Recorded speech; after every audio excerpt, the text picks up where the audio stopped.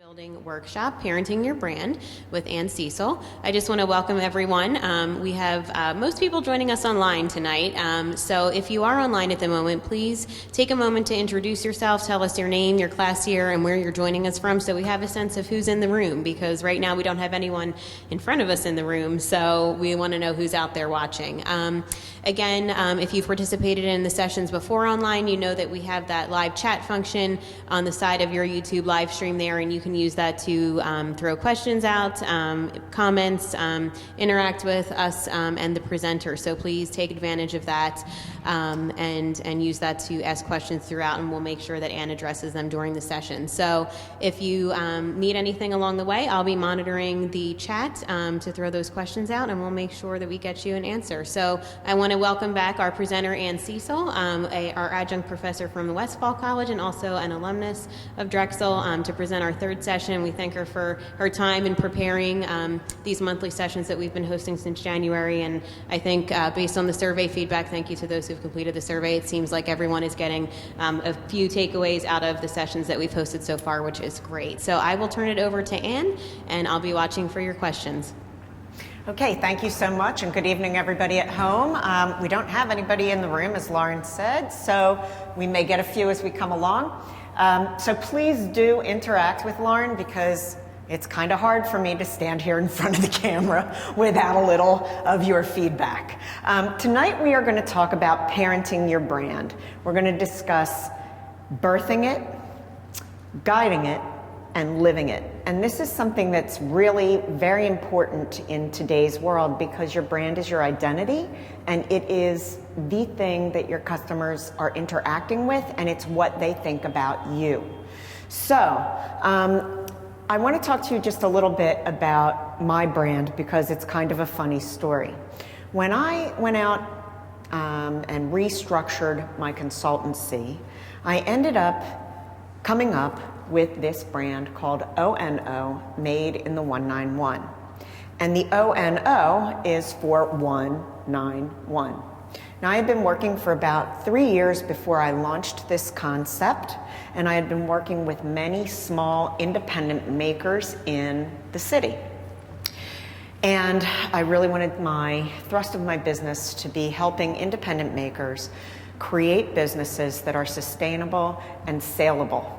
So I was trying to help makers do things like create collections, help them put packages together so that they could approach independent retailers, perhaps work with independent retailers to create product that was special for each retailer, and those types of things. I also have worked with independent retailers for a long time, so I was working with those independent retailers and thinking about how I could connect them with the makers. And then there's also small manufacturers that I could work with as well. But the thrust of ONO, Made in the 191, was about product made in the 191 and surrounds. So I went out, I launched my brand, I did a few things, I kind of worked with promoting it as much as I could, I worked my network, and what I found was that many of the small makers weren't really interested in my services. This is for a lot of reasons.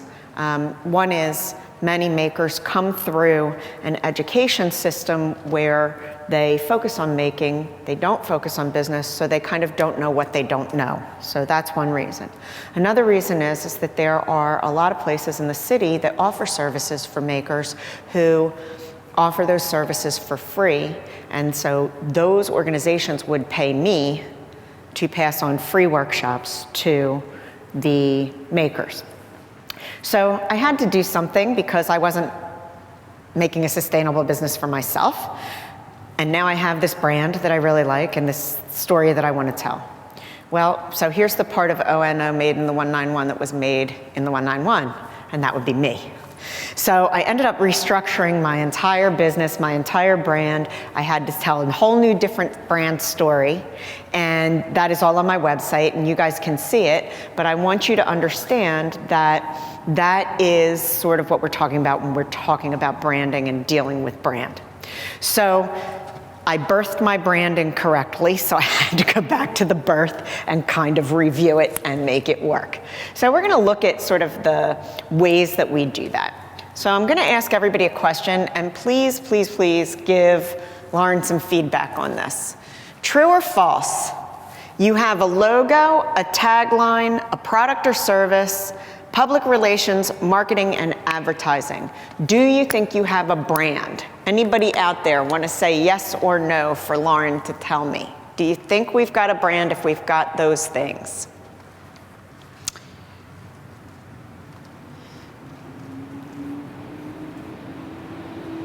Any thoughts?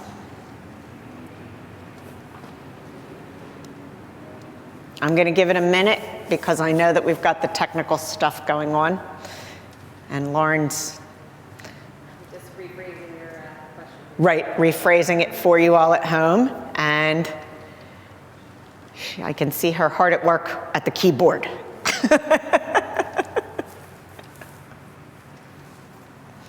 So anybody want to take a guess? Is anybody out there taking a guess? Kristen says true. Do you have a brand if you have a logo, tagline, product, or service? True. Okay, Kristen, thanks for answering, but I have to tell you, no, we do not have a brand if these are the things that we have. What these are tactics, but they are not our brand. So let's explore really what a brand is, and I think this is the most important thing for everybody to understand. A brand is a promise delivered plus what people say about you when you aren't in the room. Okay? And that is a really important thing. A brand gives your business a unique identity. It's demonstrated through the look and feel that you create for your brand, the voice you have, and the personality that your brand has. And it's really, really important that you have these things, and those things we saw beforehand were tactics to give your brand those things. So the way it works in the world today is this. You don't define your brand, your customers define your brand, because it's really what they think about you. So what our job is to find customers who align with our visions and our values while we maintain quality, integrity, authenticity, and consistency. Now, I'm sure everybody out there probably has a great group of clients where this alignment really, really happens. And every once in a while you get a few where this alignment doesn't really happen with your brand. And so a lot of times what may happen is a client may say to you, I just don't think we're a good fit. Or you may say to a client, I just don't think we're a good fit. And when that happens, what it means is that we have not found a customer who aligns with our brand. So it's really important to understand you can put out everything you want to put out, but it's actually how it's interpreted by the customer that talks about what your brand is. Okay, so here's kind of how everything works today. The first thing is that your company acquires customers through products or services and marketing. Your customer creates your brand through the purchases and the advocacy that they have, and then your brand sustains your company through customer loyalty. Okay? So this is really important because you might remember, and if you were here last time, we talked a lot about how when I was younger and back in the day, what we did is the brand was putting out messages, and they were able to get to a fairly homogeneous group of people. They were able to get their message out. They were able to control everything about them. And pretty much what they did was they made their audience feel like their audience was lacking in some way. And if you bought their product by their brand, all of a sudden, you would no longer be lacking. And advertising still kind of works that way. However, that was the primary way that brands controlled everything back before the internet. Now, the customer, we have a two-way conversation with that customer, and the customer becomes an integral part of building our brands. Okay, so here's the thing. A customer buys products to build their identity. We all feel like we have an identity.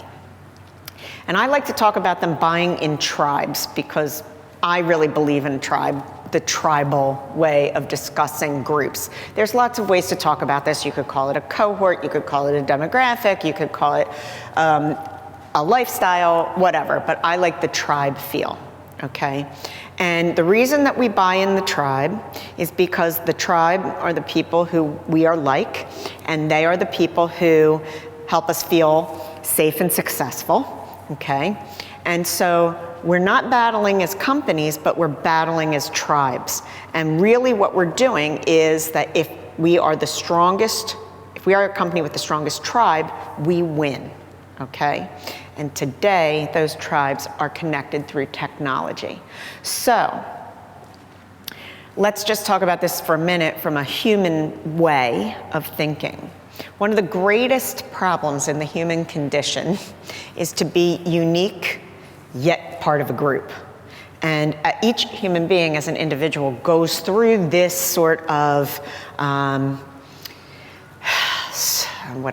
tension all the time. We want to be seen as unique, but yet we want to be part of something bigger than ourselves. So that's where the tribe comes in, and that's why it's important, okay? So a brand is defined by customers who draw meaning from it. So in order to do this and how we can help our customers do this, we can create what's called a brand promise, and we can control our brand story. But we can't control how the customer is going to relate to the brand. Again, it's scary because it's out of your control. So you have to kind of have a leap of faith here, and you have to figure out how to do these things. I don't know if you guys are familiar with Malcolm Gladwell. He often writes for The New Yorker, and he's written many, many books. And one of my favorite books, I have lots of his books are my faves, but probably my most favorite book from Malcolm Gladwell is called The Tipping Point. And he talks about a lot of things. And if you are a small business owner, I would say that this is, or you aspire to be an entrepreneur, I would say this is a book you should read. One of the concepts that he has is that there are really three kinds of people in the world. And I think this book predated the internet, but I'm positive it predated Web 2.0, okay, which would be social media. So I thought this was really interesting and really important because this is it was true before, and now it has moved on into the world of the internet. He defined three key roles that people play. One is a maven. And a maven is an information specialist who shares. So they have now become the bloggers and influencers on the internet. The second are the connectors. They know how to connect people. So these are the people who network all the time. So think LinkedIn, the biggies on LinkedIn. And then there's the salesperson who persuades people through negotiation skills, all right? So it's all interesting because you might find that you take on different roles with different things. So, for example, I happen to be an early tech adopter. So among my peer group, I am often a maven when it comes to tech. Because my background is in fashion, whenever any of my friends need an outfit for whatever they need an outfit for, I am their go-to person. So I am a fashion maven as well. However, I am also, within my business, a tremendous connector. I know a lot of people, and so I am often able to sit and listen to somebody say, this is what I want to do, and I can say, ooh, I would like to connect you to you. So this is often in business that I do this, and in my role as a consultant, I'm able to be a big networker, as well as sometimes a maven. And then, of course, there's the salespeople. And so I couldn't be a successful small business person if I couldn't sell. I have to have that salesperson hat on at some time. I'm pretty good at getting people most of the time to see it my way and to come along for the ride. So that's the salesperson in me. So I think probably all of you have all of these three, and you probably utilize them in a variety of ways. But I think they're worth considering and thinking about, since our goal is to kind of convince the customer to come along and be the person who helps to create our brand. Okay. So I think you might have handouts here, and we're going to start to review your brand. The first thing that I'd like you to do is think about three things: resonance, difference, and authenticity, okay? So what we are really trying to do here is resonate with our audience, differentiate ourselves from our competitors, and be authentic about our company values. So again, I need to go back to my brand just to give you an example. So when I rebirthed my brand, I really focused on independent makers, manufacturers, and retailers. And so what resonates with that customer is that I specialize in independent. Now, this is also very useful because Made in the 191 also rolls into Philadelphia is the home of independence in our country. People in this city tend to have a certain kind of grit and independence. And so again, if you go to my website, you can read my story, but it all kind of comes together. And so the independent part resonates with my audience. It often differentiates me from other people, but what really differentiates me from other people is that I have a 30-year career in being an independent maker, manufacturer, and seller. So I actually have done all of the roles within my purview, okay? And the third thing is that I'm authentic. You guys have seen me, some of you, this might be your third time round, but for the rest of the people who this is your first time with me, you can probably see that what you see is what you get. I don't beat around the bush a lot. Tough love is who I am. If you don't really want to hear the truth, then I'm not your girl. And going back to when people don't fit with you as a client, here's the deal. If you want me to tell you everything you do is great, we're not a good fit. Because what I'm going to tell you is, I'm coming at you hard, I'm coming at you honestly, and I like to do that fast and furious because to me, we need to get the nonsense out of the way so that we can move forward and fix the problem. So I am that way, that is who I am, and if you need a gentle touch, I'm probably not the right person to work with. Okay, so I want you to think about your company, and I want you to start to think about things that you ask yourself. Why does your company exist? This is your purpose or your raison d'etre, okay? What do you offer? And I want you to think about this, not just in terms of your product or service, but the benefits that you offer through your services or your products, okay? What we are trying to find here is what I'm gonna call is the onlyness, all right? What do you do in your category in terms of competing products or services? That's your value proposition, and if you're a business person, you've heard that term before. What are your company values? What's your company personality? And why is this of value to your customer? Onlyness is one of the key things that you need to find, okay? Because here's the deal. If you hold the position of number 1, 2, or 3 in your category, you're good. Because if 3 works hard enough, they can knock out number 2. And if they work hard enough again, they can make it to number 1. But if you're past number 3 in the only part, you probably need to find another only, because the chances of you going from number 10 to number 1 are very, very slim. Okay, so I bet, even if you haven't asked, that some of you are thinking, can you give an example of only? And so I want to tell you all, I work with a small manufacturer that manufacture equestrian garments for show ring riding, okay? So they have a very good example of only. This business was derived out of a need to find good fitting coats. So the woman who founded this company, her daughter wanted to ride and she couldn't find a nicely fitted show coat, which the rest of us would call a jacket, for her daughter. Now, the woman who founded this company came from a family that did menswear. So she really knew what fit was.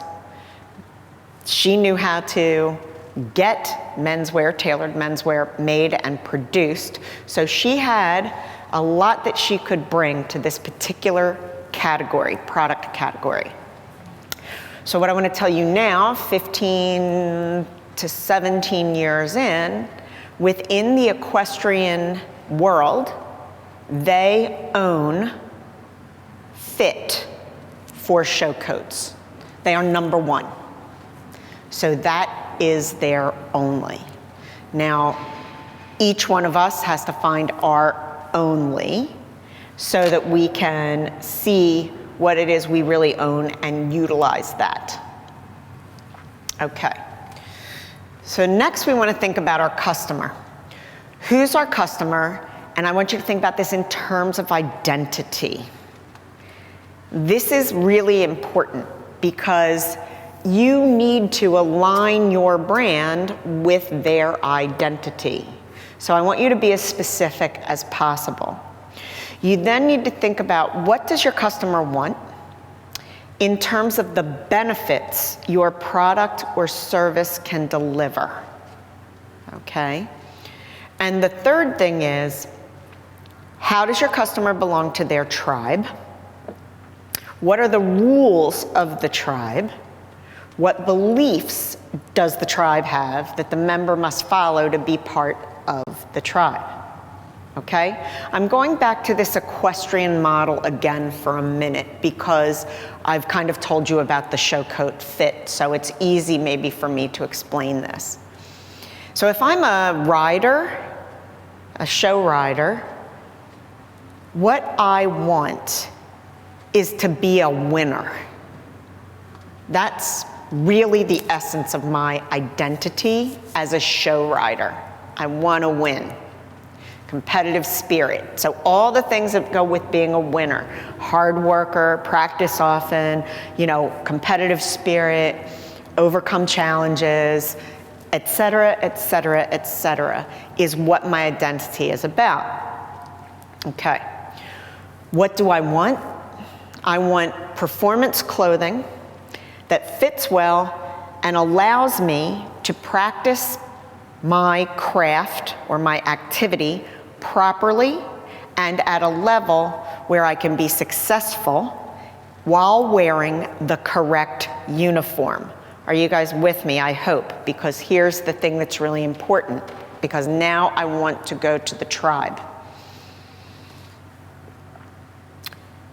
There are important rules about what one must wear in the show ring. So I have to have a particular type of coat, shirt, breech, boot, and helmet. So if I'm looking for a show coat and I want to be a winner, it's got to be a good fit. It's got to allow me to compete, and it has to be my correct uniform. Okay, so now my company that I work with is a really good fit for that. So that's how they mesh with their customer. Okay, so I'm hoping everybody is with me. Lauren, sorry. No questions, but people are saying yes. Okay, good. Fantastic. Thank you all for telling me out there. It's hard to look out over silence. I'm sure you all can understand that. I wish I could see your faces on a screen somewhere. Anyway, so the first thing that I want us to take a minute to do, and we are going to take a little time for this, is to create a brand promise. Now, we're not going to get it down right now because this is something you really need to think about. But what I want you to think about is, I love to have a brand promise. Because once I have a brand promise, which is this is an internal organ for your company, we match every decision that we are about to make about what we do to that brand promise. This is what helps you keep on track so that what people say about you when you're not in the room, and by you I mean your brand, is all good. Because if you have this one promise that you are making about your brand and everything works within that promise, then yes, there's still going to be the bad fit client that may say something not so nice about you when you're not in the room. There's going to be a small percentage of that. But 90% of the people that you are working with are always going to say something nice about you, good about you, when you are not in the room, because you've given them what they expect and you've promised to give them that, even if they don't know that's what you've promised, okay? It's about authenticity and consistency as well. So now I'd like you to look at worksheet number 1, which I think Lori sent out to you guys. And this one should have these questions on it, or these activities for you. So the first thing that I would like you to do is list the physical features and attributes that make your brand special. So in my example, for example, we would use stretch fabric for our riding coat. We would use fabric that wicks away sweat for our riding coat, okay? We would use zippers and then buttons so that we can make sure that we maintain a good line and keep the coat closed. Buttons aren't going to go popping off while we're doing what we're doing, okay? So physical features and attributes that make your brand special. All right. Now, if I was talking about a service, something that makes my consultancy special is that I can quickly identify problems. So that's one thing. I can usually walk into in fact, sometimes you can just tell me what's going on in your business and I can tell you what your problems are, and you'll sit on the end of the phone and say, how did you know that without even looking at my store? And it's just because for 35, 40 years I've looked at stores, so I know what's going on. When you tell me one thing, I know what the problem is. I'm not always 100% right, but most of the time I am without a store visit. Sometimes I need a follow-up photo to confirm that, or a visit to the store to confirm that, but that is something I'm really good at. So if you have a service, think about that. There's a contractor out there that I always think about this. I hear this company's advertisement all the time, and they're called Horizon Services. And one of the things that I think really differentiates them is that they create a group of service people that they're going to send out to your house that work whenever you are home, not 9 to 5. And so recently they've been running a radio ad where they're looking for contractors to join them, and one of the big things he says is, if you are expecting a 9 to 5 job, this isn't it for you. You have to be available at all times because pipes don't burst between 9 and 5, and our customers are not home between 9 and 5. So if you're not going to work odd hours, don't even bother to, put in a resume. Now, he says it in a much nicer way, but like I told you, I'm not your girl if you want nice.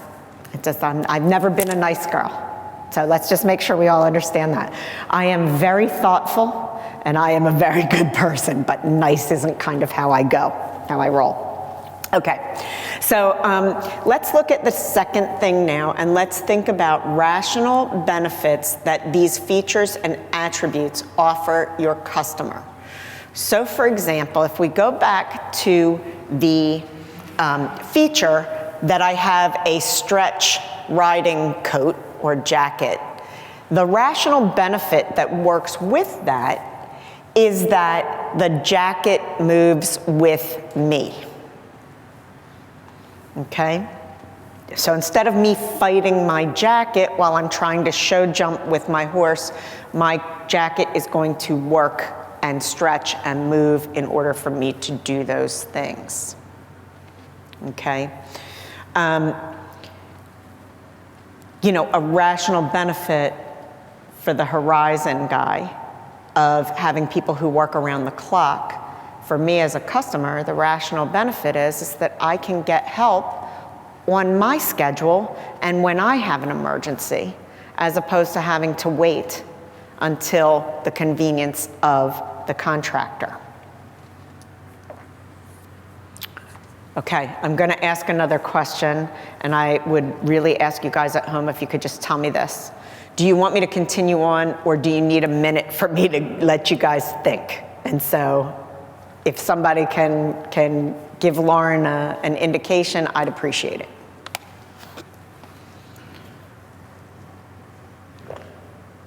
Just to let you know, there's also probably about 20 seconds, which it goes out to the internet and comes back. Okay. If it seems like they're not answering, then they do. It's just because there's a little bit of a delay. Mm-hmm.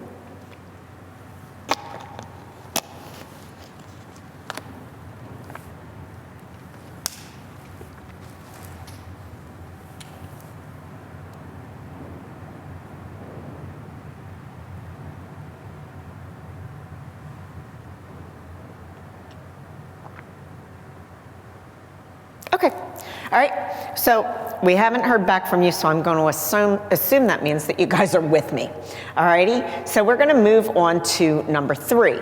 So, listing the emotional benefits that the features and attributes offer your customer, all right? So, again, in my stretch jacket model, the benefit of the physical feature was that it's a stretch riding jacket. The rational benefit to these is that that jacket moves with me. The emotional benefit of this is that it makes me look my best when show jumping. In the Horizon example that we're talking about for the service, the emotional benefit of having somebody who can come at my convenience, is that I feel de-stressed. I don't feel stress when a problem happens, or I don't feel the maximum amount of stress when something happens, because I have confidence in the fact that somebody's going to come help me in my time of need.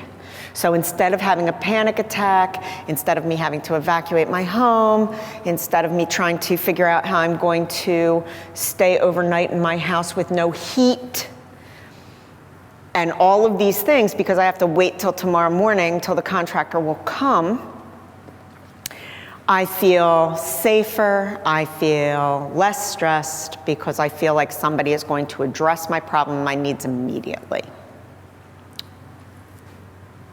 Okay? So now let's look at number 4. So this is customer motivation. So what lifestyle or values do these emotional and rational benefits relate to? This is a little harder, but I want you to go back to thinking about it in terms of identity and tribe, okay?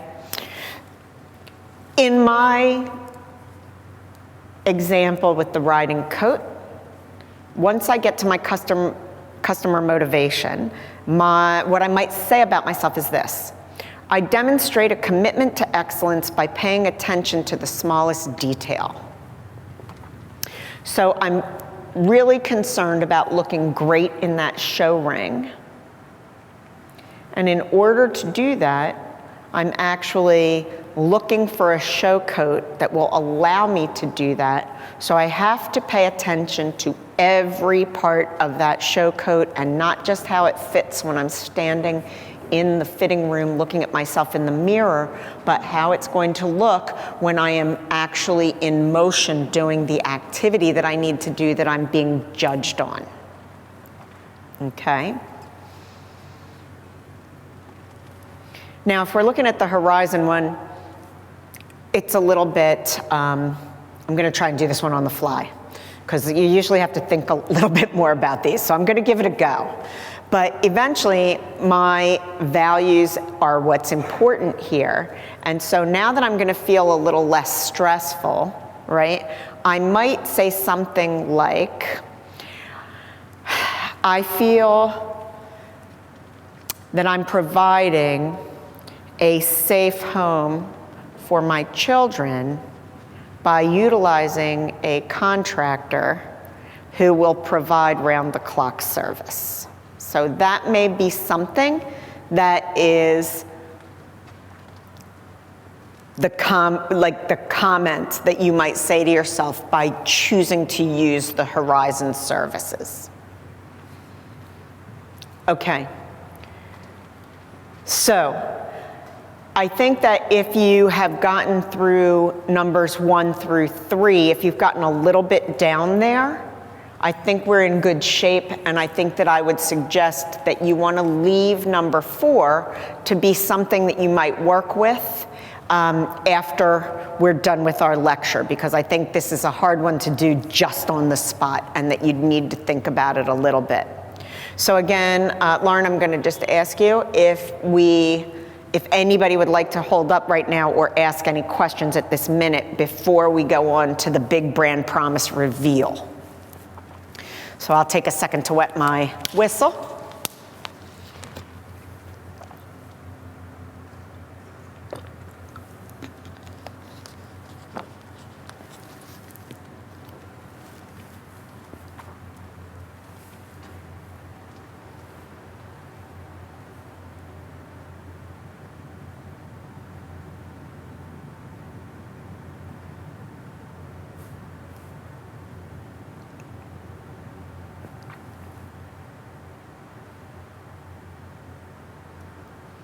Okay, so it looks like you guys are okay, and I'm going to assume that that means that you're ready to move on to our big brand promise reveal. So I'd like you to refer your attention to worksheet number 2. So once you've done all of these things, what we're going to do is we're going to start to work on this brand promise. And this is exactly how it's going to read. For your target market, your company is a category/product, okay, or service that, using benefits statement from the customer motivation, because of the rational and emotional features and attributes. Okay, I know that's crazy, so let's just go through in my example. Now, this is not the one that my client absolutely ended up with, because again, this is one of these things that you're going to take a stab at it, and then you're going to go back and you're going to consider it for several days, leaving some time between each time so that you can get the wording just right. But essentially, the example would be for the contemporary equestrian outfitter, okay, RJ Classics is an equestrian apparel provider that promotes commitment to excellence because we provide stretch jackets that move with the rider, creating a more aesthetically appealing line while show jumping. Okay, so the point here is that I'm pulling, okay, so the target market is contemporary equestrian outfitter, because remember, this is a manufacturer, so they actually sell to retailers, not direct to consumer, okay? Your category product or service, they are an equestrian apparel provider. I might say manufacturer, I might say vendor here instead of the word provider, okay? And now what we're saying is the benefits statement from the customer. It promotes commitment to excellence because we provide stretch jackets that move with the rider. And instead of the word because, I have creating, because these are the rational and emotional benefits. It's really the aesthetically appealing line while show jumping, okay? So that's how they connect.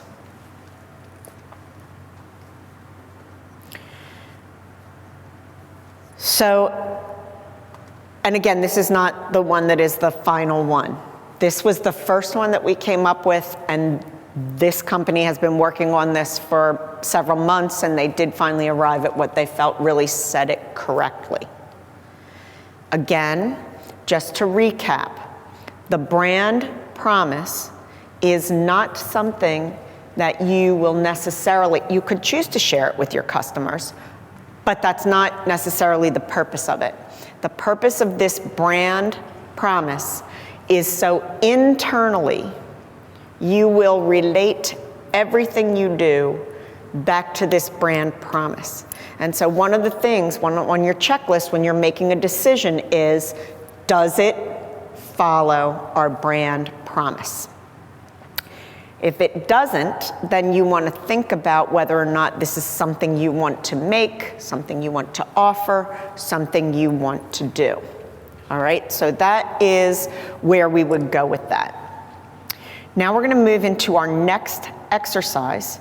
And what I'd like you to do is understand that what we're going to try to do now is translate this brand promise into a contract that you have with your customer.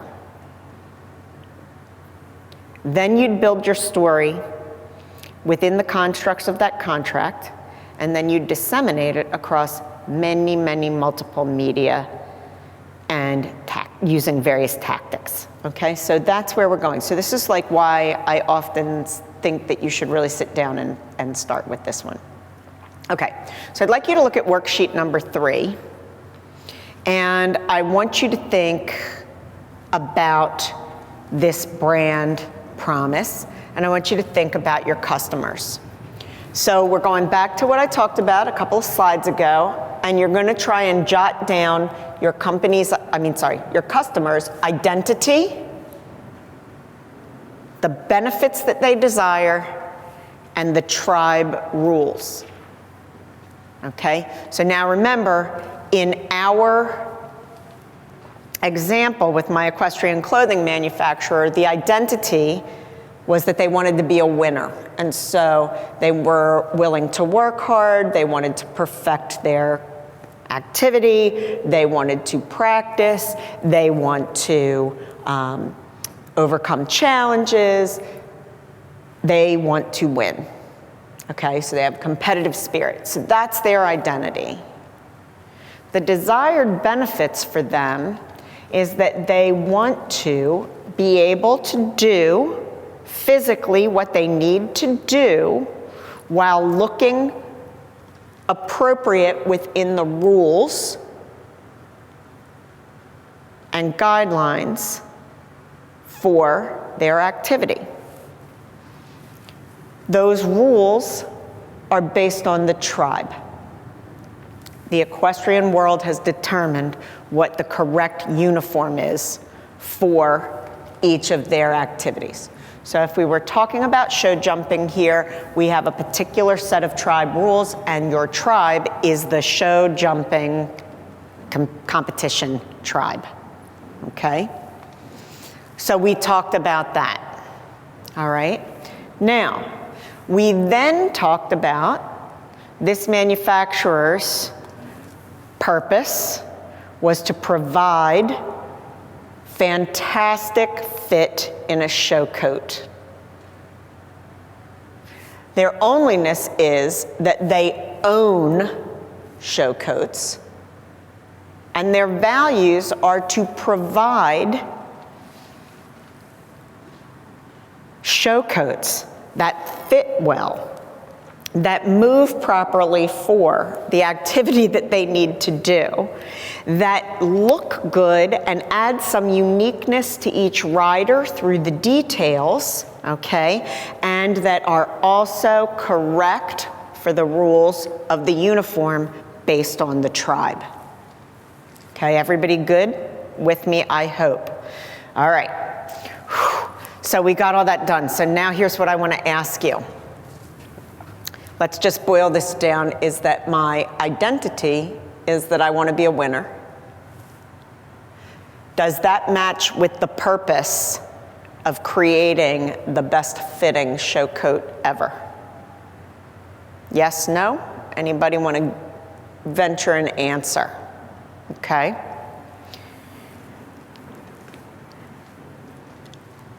Next question is, my desired benefits were that I could perform my activity appropriately physically and look appropriately attired according to the rules of my activity in the show ring. Does my onlyness, #1 best fitting all around show coat, match the desired benefits? And #3, my tribe rules are that you must wear a blue or black show coat that fits well and is aesthetically pleasing throughout the show activity. So do my values, where I am offering a show coat that fits fantastically, allows me to move through all of the things that I want to do while looking good, has some details that allow me to be unique, fit with the tribe rules. Okay, so in this case, pretty much each one of these things aligns. That is the goal of this exercise. So, if for some reason our onlyness is just fit, and some of the things here are moving through and making sure it fits. See, I said it was the #1 fitting show coat. What I didn't add to onlyness is that I haven't really said that it fits through the entire process that you need it to fit, right? And I haven't really said that it allows anything. It allows you to move properly and aesthetically pleasingly through there, but it does. So you might need to expand on your onlyness to make it fit these desired benefits, okay? A lot of times I think where the biggest problems come back and forth is between values and tribe rules. That's the hardest one for you to work with and to consider. And so you have to keep working with these to make them align. That might mean you need to change some of your values, or it might mean that you're looking for the wrong tribe here. So you need to find the tribe that aligns with your values. The other things have to also work. But I think often it's this one where we get into a little bit of trouble. Okay, so we now have a solid brand promise, which is the contract between us and our customer, whether they know it or not. Okay, we now have aligned everything with our customer. We now have a thriving brand or a thriving child. So we've birthed it, we've grown it. Okay. So our parenting is working along. We're working pretty well. Okay, so let's move on to the next thing. So now what we're going to do is we're going to create our brand story. And the brand story is pretty interesting because this is when you tell your audience who you are and why you do what you do. Okay? So one of the reasons that I decided to do what I do is because, and now with independence, is there's many reasons why. First off, I'm an independent. Secondly, I believe that as a city, region, and country, we are far stronger if we support independence. And I think that independents are having a tough time now because they have to compete in a market that is significantly different than probably when most of them were founded, okay? So it is really important to me that we find ways to help independents maintain their independence and still put out a quality product while creating a sustainable business for them as well. So that's like why I do what I do, all right? You want to think about reinforcing and referencing your manifesto or your brand philosophy might be a way for you to talk about this. You also want to reference and reinforce your value proposition, which we talked about a few slides ago. Then we want to reference and reinforce our brand promise. We want to reference and reinforce our onlyness. And we want to share experiences of our founder, our staff, and our customers. Okay? So that's how you develop your brand story. And then you're going to disseminate your brand story through channels that best fit your customer. And we are going to use those channels consistently. So last month, if you were listening, if you were watching at home, or if you were here, we talked a lot about social media strategy. And we talked about the fact that you want to choose what you are using, which platform you are using very carefully, and that it should align with your customer. Okay? We are also talking about how if we determine that we are going to use Instagram to sell, then we are going to use Instagram to sell. If we are going to use Facebook as the primary place where we disseminate information, then that's all we're going to post on Facebook. If we're going to do YouTube to show how-to videos, that's what we do on YouTube. So it's really important to find the different ways to tell your story, how you're going to tell it to your tribe, and the ways in which you're going to do this. And you have to think about the channels that best fit your customer. Okay, so interestingly enough, I'm going to go back to the equestrian example. An equestrian manufacturer has two constituencies that they need to reach. One is their retailers who sell on. But more importantly, it's the end user. Everybody is trying to capture the end user, because if I'm the show rider and I go to my local equestrian apparel store and ask for the manufacturer's brand, that encourages that retailer to buy from that manufacturer. So a lot of times what happens is that you are cooperating with your retailers so that you are stronger together, which is a very, very, very good thing to do. But you are primarily both sending out your message to the end user, okay? So you have to choose where your end user will be. A lot of young tweens, teens, young adults, right, are on Instagram. Now, also many of them are on Snapchat. So if I need to get to that group, I need to figure out how to get to them. So those two platforms are probably the best platforms for me to choose. And the best way for me to really reach them is to have some kind of connection with influencers that they look up to in those groups who are using those platforms. Okay? The people who are actually usually buying the riding clothes for these young people are their parents. So now we're talking about people who are probably in the 35 and up range. Yeah, a lot of them use Instagram, but probably most of them get a lot of their information from Facebook. So that would be a good channel for information, okay? Videos tell people all sorts of things, and you can really utilize video in a great way now. And yes, you could do a Facebook Live video. I know it's the latest thing. This is the thing about platforms. There's always a latest thing. But nobody's going to sit on Facebook and watch an instructional video about how to fit a riding coat. They're just not. You could put a little teaser on Facebook, but you want to send them to YouTube or Vimeo if that's really where you'd like to be.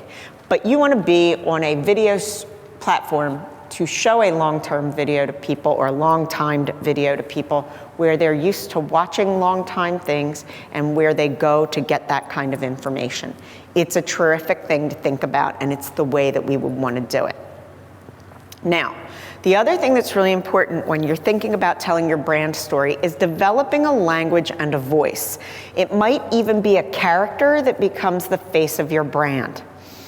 Characters are good because people relate to them as people, but if it's not a natural fit, then no, we don't want you to create a character for the sake of creating a character. In the example of the show coat, one of the things that's really important is you're going to notice, because I'm not an equestrian anymore, I keep going through saying sometimes it's a jacket and sometimes it's a coat. The proper term is show coat. So if I am talking to an equestrian audience, I must get that right, okay? If I don't get that right, then it doesn't make me look like I'm the only anything and that I know anything about riding. So that's very, very important. Another really good example of this is, and I think a place where you will all see it if you look, is food. We talk a lot about food now through their flavor profiles. If you read any food magazine, if you watch the Food Network, if you look at Bar Rescue, they're making cocktails. It's all about the flavor profiles. So you want to think about flavor profiles, and you also want to really think about that is a trend right now. So if you want to look like you're on with the trend, you need to talk about it that way.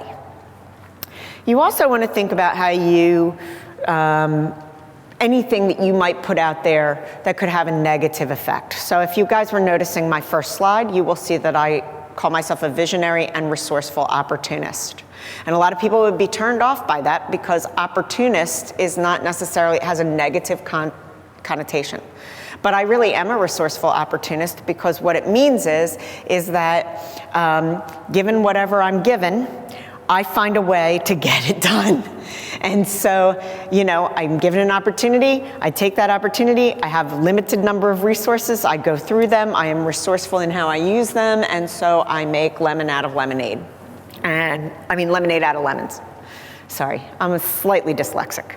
So this is something where I chose to use the term resourceful opportunist because of who I am. So in my personality, this works.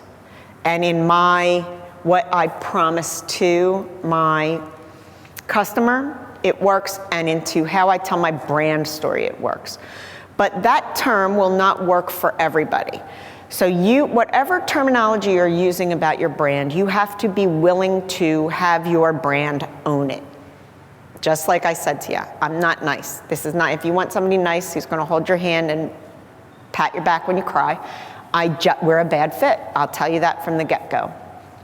So my brand is not about nice, my brand is about effective.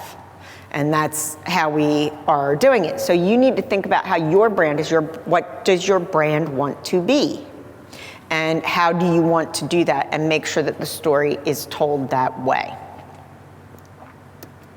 Okay, now, the experience that your customer has with you is the marketing for you. So you need to kind of think about it that way. You want to make sure that you create memories with your customers.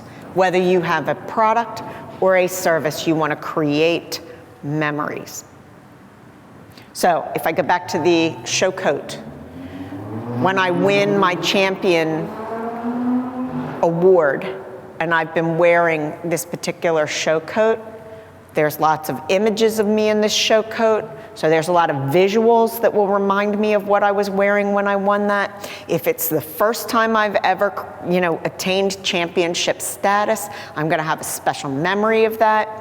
As I've worked my way up through the ranks, many of you will know this when you work in when you're in a sport, very often you have your lucky coat, right? So anything that you wore that you won in before, you're gonna wear again. So you are creating memories with the customer, okay? Horizon is creating memories with the customer when they come to your door, when you are in distress, when they put on little booties over their boots so they don't track street stuff into your house. They are there when they are kind and courteous. They are creating a memory with the customer, and that is a good memory, a positive memory. So we really want that to happen. You also want to get your customer to engage with you. Now, as a consultant, that's not that hard for me because the customer's got to engage with me, otherwise we can't work on or fix whatever we need to fix, all right? But you want to think about how you can get a customer to engage with you. Say if you have a product, they need to engage with the product. They need to engage with you as well. So a really good example about how you get somebody to engage with a product is an Apple store. They just put all their product out there and they let you play with it. And there's no real hard sell about it. You can go in, you can touch it, you can mess with it, you can do whatever you want.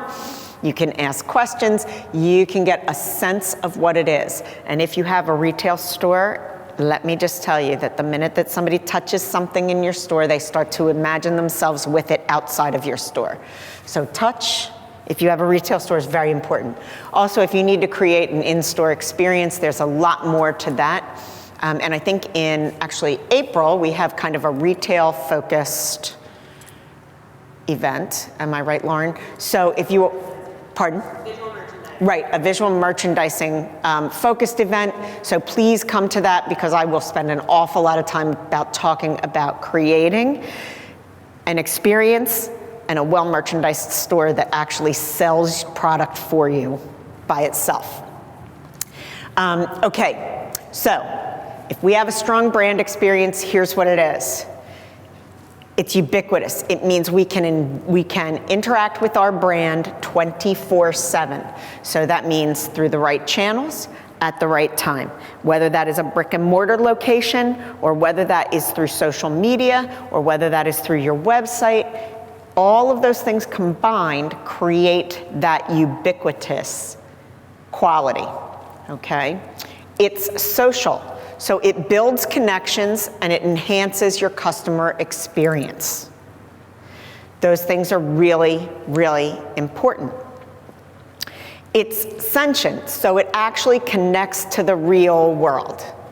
One of the things that I really like to do I don't do a lot of social media for a lot of reasons, but I do through ONO do a Facebook page where I talk, mostly I send on tips and information that generally have to do with visual merchandising or in-store experience. And sometimes that's reposting something, sometimes that's taking a photograph of a store window and putting it up and explaining to people why it's good or bad. Occasionally it's about independent marketing choices that people have made. So I connect it actually to a real space, a real time, a real place, and that's important. It also allows customers to react by liking or commenting on what I have posted, and so that's the interactive part of it and building connections, and it's available all the time. I just don't do it on a schedule, and for a lot of reasons. But here's the thing. Do as I say, not as I do. That's what I'm going to say about that. So it also needs to be human. So it has to be human interaction. So again, because I'm so much part of my brand, my personal voice is my brand voice. And so that when you are connecting with me through whatever channel you're connecting with me, it would be very difficult for you not to know that you're connecting with me, because it's just about the way that I talk. It's about the way that I write like I talk. I post like I talk. And so it's not really a separation for me. If you have a different brand voice, then you just have to make sure that you have that consistency. So I wanted to share with you all a brand memory I have that was really strong and really interesting and very much something that I want you all to think about. Now, this is pre-internet. So I bet most of you know the toothpaste brand Aquafresh. I don't know how many of you remember when Aquafresh was introduced on the market. I'm going to tell you, I think I was probably about 10 to 13 years old. And I tried the Aquafresh toothpaste and I really loved it. And I mean, I really loved it. I loved it so much that I sent a letter to Aquafresh, to the company, to tell them how much I loved their product. I got a letter back, I got coupons back, and I got free Aquafresh back. Now, I no longer use Aquafresh, and I haven't used it for a very long time, but I will never forget the memory of writing the letter and getting that response. And so that's something that I want you to really think about as you go there. And it's not that I don't use Aquafresh because I don't like it. It's just because my dentist has told me to use a different type of stuff, which would be better, okay? So that's the kind of memory you're trying to create. That's the kind of memory you're trying to establish. The toothpaste industry moved on, so there's other choices that I like better and that my dentist has suggested that are better. And that's just the way it is, but it doesn't mean that I wouldn't use Aquafresh, and a lot of times if I'm traveling and I can get a travel tube of Aquafresh, I'll take the Aquafresh with me. So I still have very fond memories for it. So the next thing that we want to think about is now fostering your healthy brand. And how do we do that? Okay. So you want to know that your brand is your most important asset. And this is always very important, and it's very important how you really foster it, but also how you take care of it when things don't always go your way. So when you have one of those moments where somebody has decided that you are not a good fit and has decided to talk negatively about you when you're not in the room, you really need to understand how damaging that can be, and you need to be able to have a good plan for response. So those things are really, really important. You want to be brand-led and market-driven. You always want to remember the purpose, why you are in business today. That's really important because I think a lot of times you get dragged down into the quagmire of day-to-day tasks. And sometimes it's really easy to forget why we do what we do.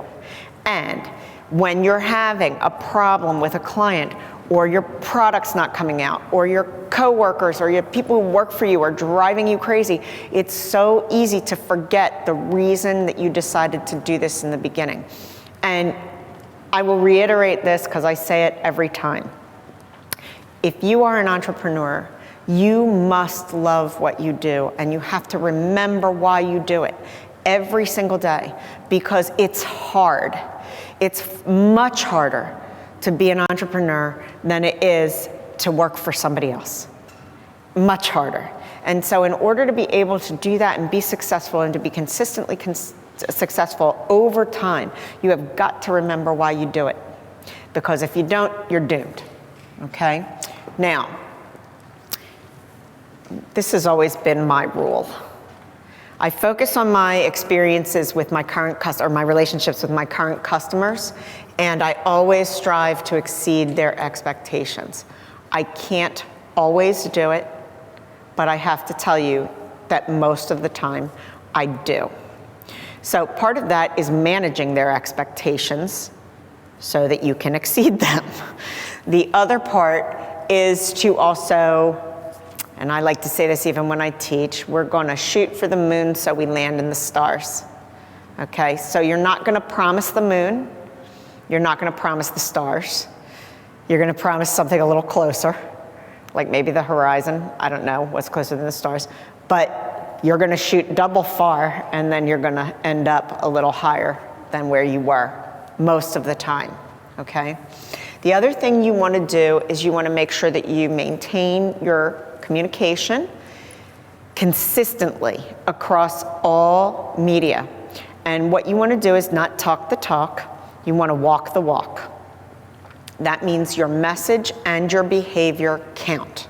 So one thing I pride myself on, and I have prided myself on this from a very early age through everything that I do, is that I always try, and I am going to tell you I don't have a 100% success rate, but I have a pretty high one. I would say I probably have a 98% success rate on this. I always try to maintain a professional demeanor with everyone I work with. That goes from students to coworkers to clients to subcontractors to anybody. No matter how upsetting a situation is, no matter how angry I am, no matter how out of my mind I am at the moment, I try and strive to always create or communicate with a professional demeanor. Now, that professional demeanor may not always sound the same way to your idea of professionalism, but I'll say it more this way. The other thing that I always pride myself on, I'm the person who's going to tell you the truth. And there are not a lot of people in the world who will tell you the truth, but I will tell you the truth. And sometimes the truth is hard to hear. So for me, those are two things that I really try to do all the time, and that's the message, and I walk the walk, and I talk the talk on both of those things. You can all think of ones that you do too, but it's really important. There is no failing. So your product or service must always deliver. And so here's some of the things that happen. Sometimes you don't get it right, but you have to continue to work until you do. So there's always times in your business where, you haven't delivered on a product, the product has failed, you have to make that right with that customer. There's times when you haven't got it right on a service, and you've got to make it right. My boyfriend is a carpenter, and so sometimes what happens is he has to do some things. He does a lot of restoration. He works in a lot of old homes, and so sometimes he has to come up with some really inventive ways to make things work, and sometimes they don't work the first time through. It all looked good and it sounded good, and he built it in a particular way, and then what might happen is, for whatever reason, it doesn't work. So he's going to go back to that customer, and he is going to continue to resolve that problem to the best of his ability till he either has no more ideas and has tried everything that he can possibly do, or until he has resolved it. And he doesn't charge them every time for that. Now, I will tell you, he's been pretty successful in his success rate too. He's really only had to give up and give customers back their money about twice in the last 20 years. So that's not too bad. But he has also worked with some people and had to go back 2 or 3 times to make something work. And a lot of times it's not his fault. It's sort of a domino effect of things.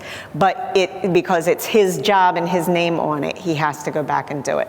So those things are always important, and you must always deliver. Now, if you have employees, I want you to make sure that you don't forget them in this piece of the puzzle. It's really important, and this would be true also if you work with subcontractors or you bring different people in on your jobs. I think this is really important. You have to hire the right culture fit. So our friend who runs Horizon has said, if you are not willing to work 24/7, don't bother coming, because we have a 24/7 culture, because our culture is all about making our customers happy when they have problems, not make us happy with our job, okay? So again, you want to make sure that your employees are aligned properly with your brand culture, that they feel a sense of purpose and belonging, that they are being heard, and that they are achieving company goals, and that is important to them. So ways to engage your employees You have to remember that they are your brand ambassadors and your influencers. They can be the biggest fans, or they can be your mortal enemy, okay? The right employee is the authentic embodiment of your brand. They believe in your brand, they live your brand, they breathe your brand, they buy your brand. That's who you want, okay? They should share your values and your customers' values, all right?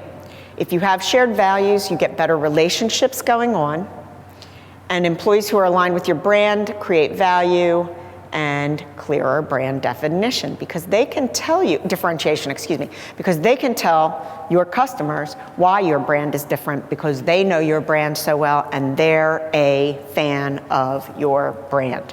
And let's also remember that happy employees are productive employees. The other thing that I think that is really important is your employees are often the people who are directly interfacing with your customers. They are your proxy. They interact with customers on your behalf. So you need to remember that they are representing you. So you have to make sure that they really are given the proper training in order to do that properly, that you are following up on that, and that you are rewarding them when they are doing it really, really well.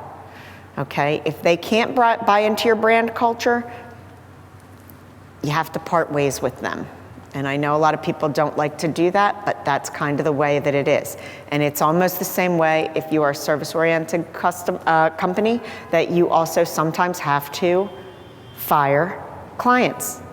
I have had to fire clients. Doesn't mean I fire them. I just finally stop working with them, and I send them a message saying, you know, we're a bad fit. And here's why you have to do it. Because if you're a bad fit, if you're not on the same page, it's all going to go wrong. And you have to understand that. So you have to make those choices, and you have to do them, and you have to be in charge with them. Okay. So if you are trying to activate your brand culture with an employee, this is what you want to do. Comfortable office atmosphere, effective ways to communicate information and collect resources. You really want them to know that you want to hear what they have to say. One of the things after my many years in retail that I have always found to be so ridiculous is the people on the floor are the salespeople. The people who work with the customers every day are the sales associates. If you are a really smart retailer, you will listen to your sales associates because they know what your customer wants. They know what you may not have that your customer is looking for. They know all of these things. So you want to get that information from your employees. It's really important because then you can make management decisions that will help to improve your business. And oh, by the way, they will feel great because you've asked them for their input. And if you reward them for their input, they will feel even better. Okay. We want a supportive work environment, peer-to-peer and up the ladder, all right? You want to foster employee innovation. Now, here's the thing. A lot of them are going to have really great ideas. There is a difference between having somebody come in on day one and say, you should do it this way, and fostering innovation. And you want to be very careful about understanding that, and you want that person who says you should be doing it this way should probably not be giving you a resume, and the people where they've been working with you for a while are the ones you want to invite to give you information and ask them how they might do things better. Where do you see something not working, and what would be your solution? Okay. Orient and train new hires. That's really important. Mentoring is an important part of it, and assisting in a transition into your company might be really useful. You also want to provide ongoing training. It's really great if you can help your employees grow constantly, learn new things. For example, even in social media, things change a lot. Maybe there's a way that you can keep them up to speed on how to message properly, how to interact with customers, what are some of the trends in that. And then there's also giving guidelines and being very specific about this. What are social media and business conduct guidelines at your office? You've got to do this. As the millennials enter into the workplace, they do not understand that they cannot be on their own Facebook page all the time. And I'm not going to say all of them, but many of them do not understand the separation between work and business, because one of the actually interesting things about millennials is that they don't really see a difference between work and business. It's all sort of their life.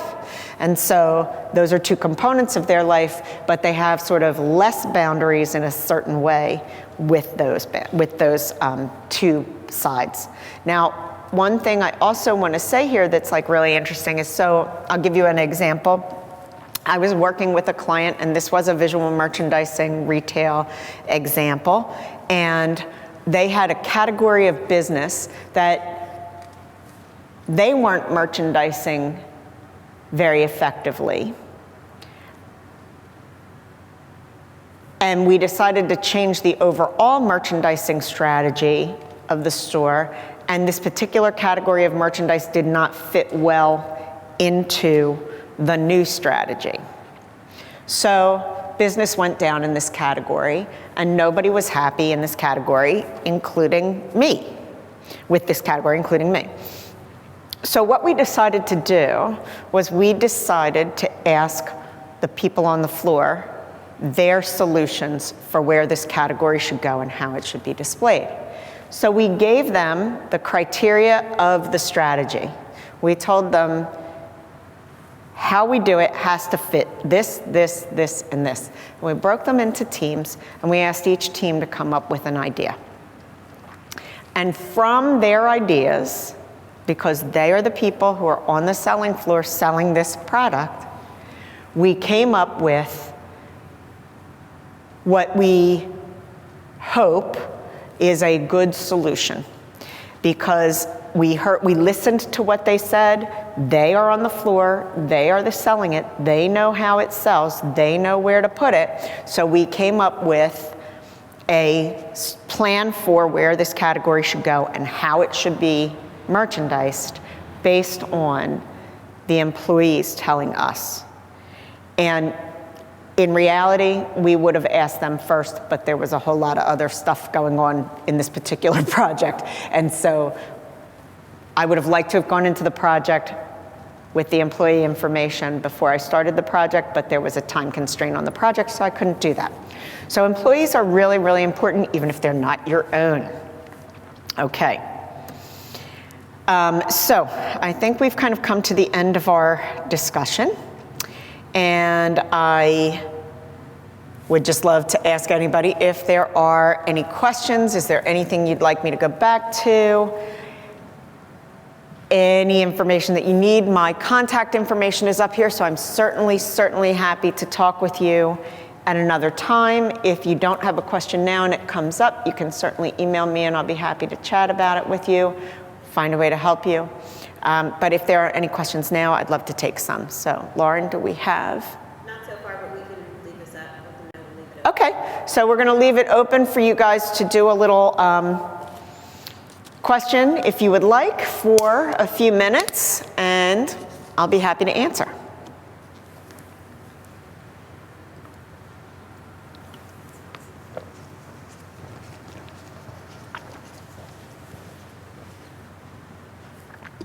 So again, thanks to everyone who has joined us online tonight, and I will leave the chat window open if you all want to ask a few more questions. And again, I want to thank Anne for everything that she has brought to this group over the last 3 months. And as she mentioned, we will be hosting 2 more workshops in April 20th, new date, and April 27th, visual merchandising, 2 workshops that Anne will be leading. So if you're interested in that, registration information is on our website. We'd love to see you there. As always, I will send out another copy of the materials, Anne's PowerPoint slides, and a quick survey for your feedback tomorrow or first thing Monday if I don't get to it tomorrow. But again, thanks everyone for your participation. And as I said, we'll leave the YouTube window open for a couple more minutes in case there's any questions. Thanks so much.